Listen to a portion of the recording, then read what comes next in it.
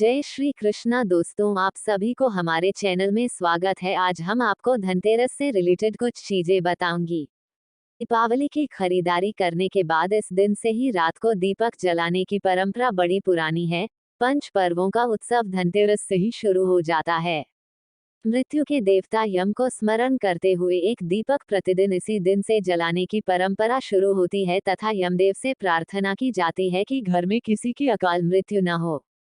एक दिन मृत्यु के देवता यमराज के मस्तिष्क में विचार आया कि मेरे आदेश पर मेरे दूत किसी के भी प्राण हर लेते हैं, क्या कभी उन्हें किसी पर दया नहीं आती तथा किसी नौजवान के प्राण हरण करने पर उनका मन नहीं पसीजता। विचार मन में आते ही यमराज ने अपने दूत को बुलाकर उक्त प्रश्न किया। यमदूत ने कहा कि एक बार हंस नामक राजा के घर में जब पुत्र हुआ तो ज्योतिषियों की भविष्यवाणी थी कि विवाह के 4 दिन बाद राजकुमार की मृत्यु हो जाएगी। राजा ने विचार किया कि वह राजकुमार का विवाह ही नहीं करेंगे। राजा ने इसी मंशा से राजकुमार को जंगल में स्थित एक महात्मा की कुटिया में भेज दिया, परंतु होनी को कोई टाल नहीं सकता। एक दिन हंस नाम के राजा की रूपवती कन्या रास्ता भूलकर वहां आ गई। राजकुमार ने उसके साथ गंधर्व विवाह कर लिया।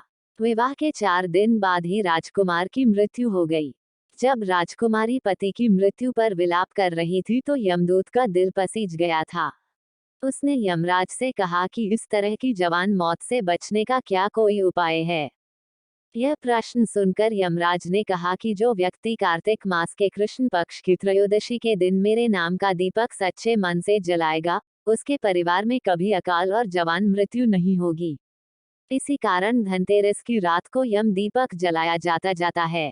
धनतेरस की रात जिस घर में दीपक जलाया जाता है, उस घर की अकाल मृत्यु और जवान मृत्यु से रक्षा तो होती ही है। यदि दीपक में एक साबुत लौंग डाल दिया जाए तो घर में आएगा इतना धन की 7 पीढ़ी तक चलेगा। इस दीप को घर के मंदिर में हनुमान जी के समक्ष प्रज्वलित करें और उनकी आरती करें। इसके अतिरिक्त ध्यान रखें दीपक खंडित न हो। घर के मुख्य द्वार पर 2 दीपक, आंगन और छत पर एक दीप का दान करें। कैला देवी का यह पवित्र मंदिर राजस्थान के करौली जिला से करीब 24 किलोमीटर की दूरी पर स्थित है। कैला देवी को मां लक्ष्मी के रूप में भी पूजा जाता है। वैसे तो साल भर इस मंदिर में भक्तों की भीड़ रहती है, लेकिन आज के दिन खास तौर पर इस मंदिर की रौनक देखने वाली होती है। जो व्यक्ति धनतेरस के दिन इस मंदिर में दर्शन करता है वो कभी भी खाली झोली वापस नहीं जाता है। धनतेरस के दिन चावल का ये उपाय विशेष फल दिलाता है। इस दिन लक्ष्मी, गणेश जी और कुबेर जी की पूजा करें। इसके बाद चावल के साफ और पूर्ण 21 दाने लें। अब इन्हें लाल रंग के कपड़े में लपेटकर रात को अपनी तिजोरी या उस जगह पर रखें जहां आप धन रखते हैं। ऐसा करने से घर से आर्थिक तंगी दूर होती है और संपन्नता आती है।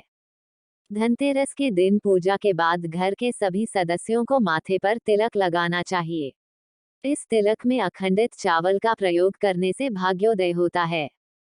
धनतेरस के दिन तांबे के लोटे में रोली के साथ थोड़ा सा अक्षत मिलाकर सूर्यदेव को अर्घ्य देना चाहिए। माना जाता है कि इससे बंद किस्मत चमक जाती है और सारी समस्या दूर होती है। इस दिन चावल के 5 दाने भगवान शिव को चढ़ाने से भोलेनाथ प्रसन्न होते हैं। धनतेरस के दिन शिव भगवान को अक्षत के अर्पित करने से हर समस्या का हल मिलता है। अगर आपकी कुंडली में चंद्रमा की स्थिति कमजोर है और आप हमेशा मानसिक रूप से परेशान रहते हैं तो धनतेरस के दिन एक मुट्ठी चावल का दान कर दें। ऐसा करने से चंद्रमा मजबूत होता है।